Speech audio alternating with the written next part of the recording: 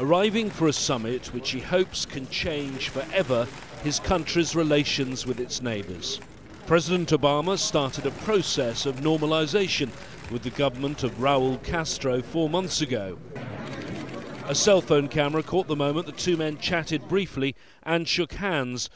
But in just a matter of hours, they're expected to have a proper discussion, the first time that's happened between leaders of the two countries since Mr. Castro's brother Fidel seized power in 1959.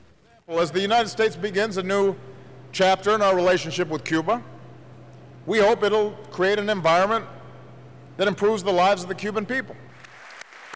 The US is keen to portray this summit as a historic change in its relations with the entire region. But there is one very significant cloud on the horizon.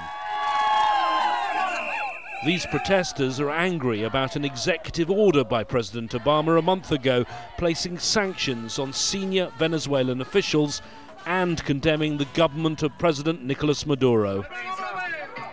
He made a point of visiting a place where civilians were killed during the US invasion of Panama more than a quarter of a century ago. I will speak about justice and how to reach justice. The United States has to ask for forgiveness from Panama and Latin America for the invasion of 1989.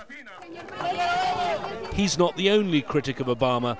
At many side events here in Panama City, it's clear the leftist tradition of Latin American politics is still alive. These comments from Bolivian President Evo Morales.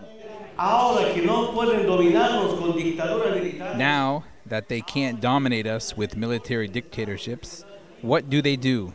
Economic aggressions trying to drown the anti-imperialistic governments, and when they can't do that, they try to divide us.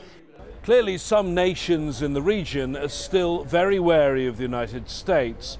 But if that meeting between President Obama and President Castro does go ahead, it will be a historic moment. And if, as expected, the US removes Cuba from the list of countries it considers to be state sponsors of terrorism, then things really will have changed at this summit. James Bays, Al Jazeera, Panama City.